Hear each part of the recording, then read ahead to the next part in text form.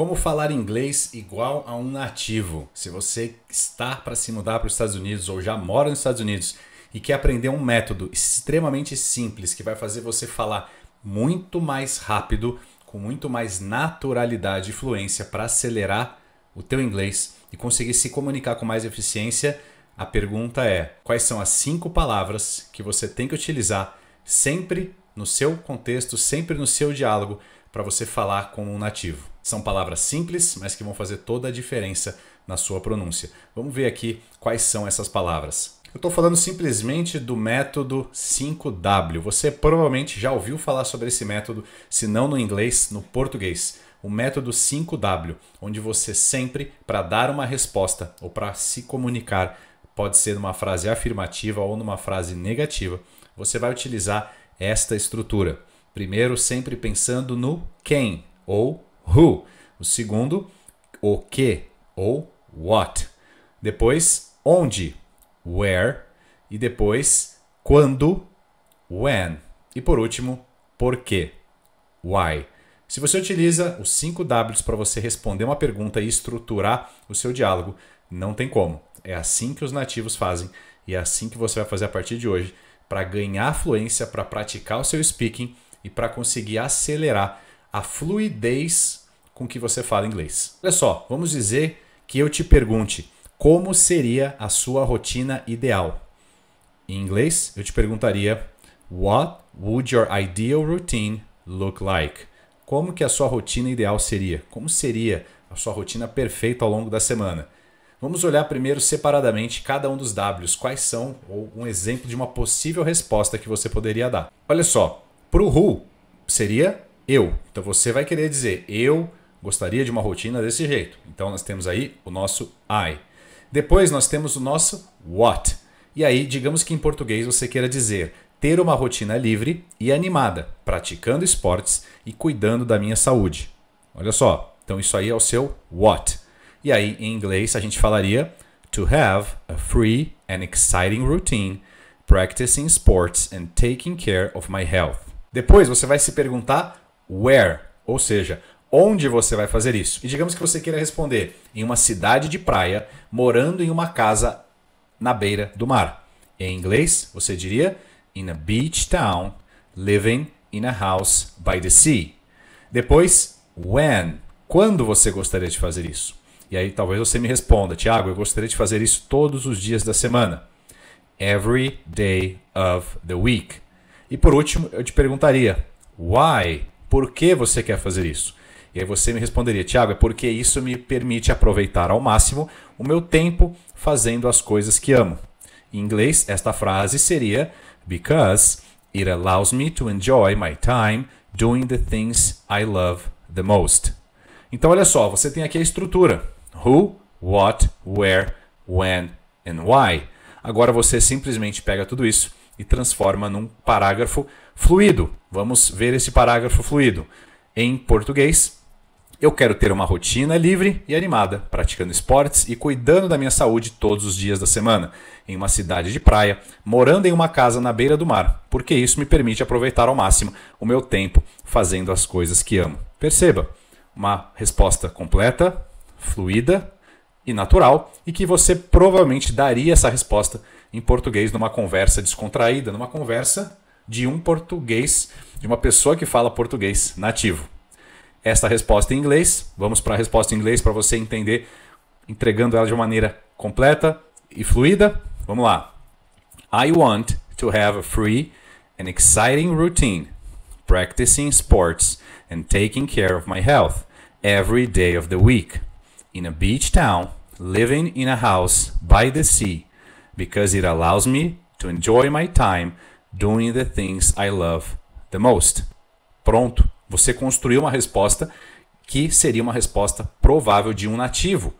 Maneira completa: quem, o que, quando, aonde e por quê. Isso faz a tua resposta ficar completa. Vamos para mais um exemplo para ficar bem claro aqui para você a gente praticar. Digamos que agora a pergunta seja: qual é o seu hobby favorito?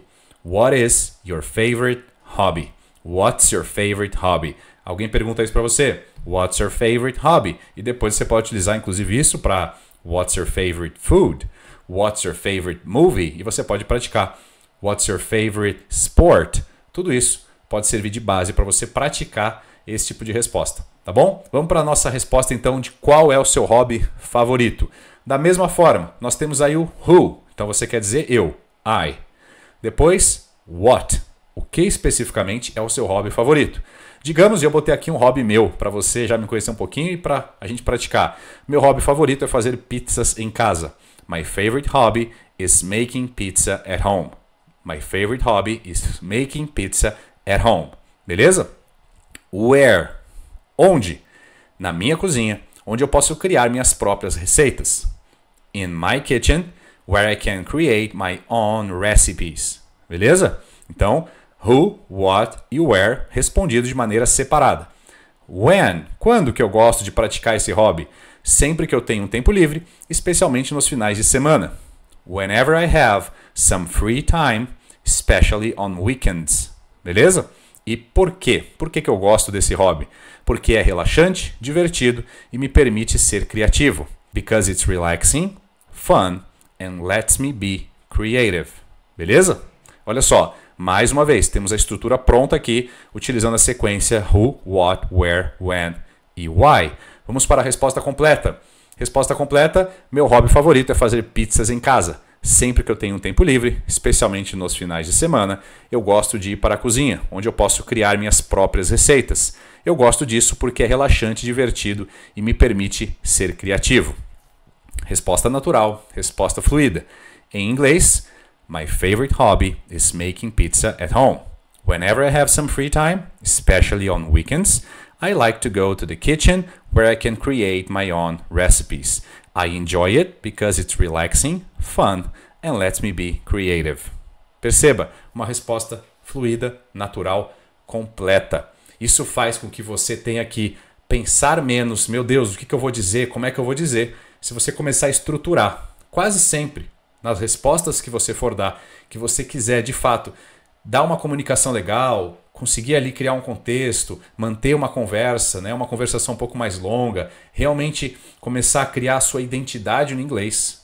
Sempre pense, ok, a resposta que eu quero é quem eu vou responder sobre quem? É sobre mim? Legal. O que eu quero falar? Onde eu vou estar ou onde eu estarei fazendo o que eu vou falar? Quando eu vou fazer isso que eu estou dizendo que eu gosto, que eu vou fazer e assim por diante? E por quê?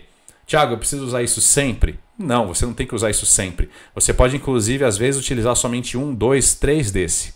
E aí você vai praticando, porque fica mais fácil. Você direciona o teu pensamento. E com a prática, você começa a criar estruturas mentais muito mais ágeis, que vão fazer com que você consiga acelerar a sua fluência. Com essa simples estrutura, utilizando os 5 Ws. Precisa utilizar sempre? Não. Você pode, muitas vezes, somente utilizar por exemplo, who, I, e depois why. Por quê? Então, às vezes a pessoa vai perguntar, quem fez isso? Aí você fala, I did it, I did it, I did it, eu fiz isso. Why? I did it because I think it's important. Eu fiz isso porque eu acredito que é importante. Perceba, eu utilizei somente o who e why. Você pode utilizar um ou outro a depender do contexto. Mas com essa estrutura na cabeça, fica fácil porque toda fala que você fizer, toda comunicação que você quiser entregar, geralmente será a somatória de 1, 2, 3, 4 ou 5 dos W questions. Beleza? Isso vai facilitar muito, muito para você praticar a sua fluência. E se você começar a perceber, a maioria dos nativos, quando conversam, geralmente também utilizam essa estrutura de uma maneira natural, uma maneira fluida, uma maneira automática.